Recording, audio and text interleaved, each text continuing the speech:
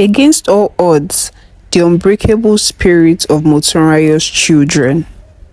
Once upon a time, in the village of Ilorin in western Nigeria, there lived a little girl named Motunrayo. She was the first among 7 children. She was bright-eyed and full of dreams, but her parents struggled to make ends meet. Though she desired to go to school, but her parents couldn't afford to pay her school fees. So, she dropped out of primary 5 and had to join her mom as a farmland laborer in order to help in feeding the large family. When she was 12 years old, a certain rich woman in the village named Iyagba, whose daughter just had a baby in the city, approached Motunrayo's parents to request that she should go and live with her daughter as a maid. Her parents made a heart-wrenching decision, unable to afford her education, but the amount the woman was offering was enticing, and she also promised that her daughter would ensure that Motunrayo is educated. Motunrayo was taken to live with Auntie Tokumbo, Iyagba's daughter, in Ibadan. She knew her position in her new household as the maid and worked to impress her boss, as she saw this opportunity as golden one that would enable her get the elusive education that she had always craved. Auntie Tokumbo recognized the spark of intelligence in the young girl. Despite her initial duty as a maid, she took Motunrayo under her wing and ensured that she attended school. Through hard work and Auntie Tokumbo's support, Motunrayo completed her secondary school education. Grateful for the opportunity, Motunrayo vowed to make the most of her life. In time, Motunrayo met and married a man named Ade. He was well respected in his community for his sharp wit and successful career as a businessman. They were blessed with 3 kids whom they loved dearly. Motunrayo instilled in them the values of kindness, respect, and the importance of education, echoing the lessons she had learned from Auntie Tokumbo. Ade had married his first wife, Motunrayo, for 16 years before she tragically passed away due to breast cancer. As at this time, her first child, Olalekun, was just 15 years old, while his younger siblings were 13 and 12 years old respectively. Devastated by the loss of his beloved wife, Ade found solace in his work and threw himself into building his business empire. Despite his grief, Ade was a man who valued companionship, and within a week of Motunrayo's passing, he surprised many by announcing his intention to marry again. Ade's friend said, "Ade, are you sure about this? It's only been a week since Motunrayo passed." Ade responded, "I know what I need, and I need a companion." His decision raised eyebrows, but Ade was determined to move on with his life. His second wife, Fumi, was a charming woman who did not quite have a charming heart. She quickly captured Ade's heart. They married amidst whispers of disapproval from some of Ade's friends and families, who felt he was rushing into things too soon. Life with Fumi started off well enough, but within a short period, she started maltreating Ade's children from his previous marriage. She made them do all the household chores. She wiped them at will and never gave them enough food. Ade noticed, but decided to turn blind eye to this. Fumi had 2 children for Ade, a boy and a girl. She made sure her children attended school, while her stepchildren were not allowed to go to school. The eldest of Motunrayo's children, Olaleko, bore the brunt of Fumi's maltreatment. Determined to escape the toxic environment, Olalekan ran away from home and took up odd jobs to support himself through secondary school.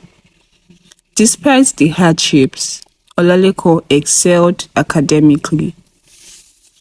Upon completing secondary school, Olalekan sought help from his uncle, hoping for support to pursue university education.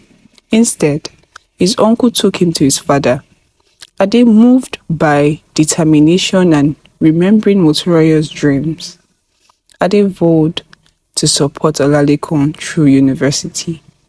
Meanwhile, Olalekan's younger siblings, Femi and Tiwa, had learned trades and were doing well for themselves, despite Fumi's attempt to derail their education.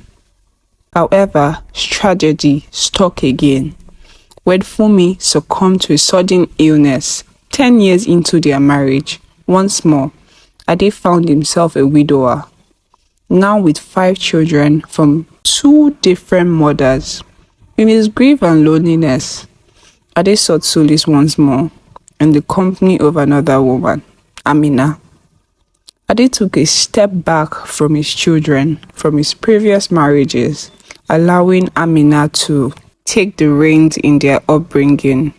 Amina was ambitious and saw Ade's children as an obstacle to her own desires for wealth and status. She treated them with indifference at best and hostility at worst, focusing instead on her own children with Ade. Fumi's children bore the brunt, as Amina was even more cruel to them than their mother, Fumi, had been to Motunrayo's children. They had been brought up spoiled and entitled, lacking the resilience and drive that characterized Motunrayo's children. The hardship Amina put them through was traumatizing. Luckily for them, when the news got to Olalekan and his siblings, they decided to take them away from their father's house and paid their way through school. Meanwhile, Amina had 2 children for Ade. She brought them up entitled and lazy. They struggled in school and faced numerous personal challenges that their mother shielded them from, believing that wealth and influence could pave their way to success. Amina's son took hard drugs and dropped out of the university. He eventually became a street urchin, while her daughter was just an entitled, spoiled brat that could not manage to keep a job. The lives of Amina's children were a reflection of their upbringing and the values instilled in them by their mother. Unfortunately, their father, Ade, turned a blind eye when it mattered the most. Years passed and Ade grew older, reflecting on the choices he had made and the consequences he had on his children. Motunrayo's children turned out well, and they helped, guided and supported Fumi's children, financially and emotionally. They mentored them, guiding them towards a more grounded path and helping them find their own paths to success. As Ade approached his twilight years, he realized the importance of family and the mistakes he had made in prioritizing his own happiness over the well-being of his children. With the help of his older children, Amina's children began to change for the better, learning the values of hard work and determination that has defined their older siblings. "You don't have to go through this alone. We are here for you," said Olalekan. Amina's son responded, "I never thought you would care." Olalekan replied, "We are family, despite everything." Amina's son was checked into a good rehab and over time, he overcame his drug issues, while his sister started having a rethink and changed for the better. Ade said to them, "I'm proud of all of you." Amina's daughter responded, "Thank you for giving us a chance." Ade said to his other children, "Thank your older siblings. They are the ones who never gave up on you." In the end, Ade found solace in seeing his children united and thriving.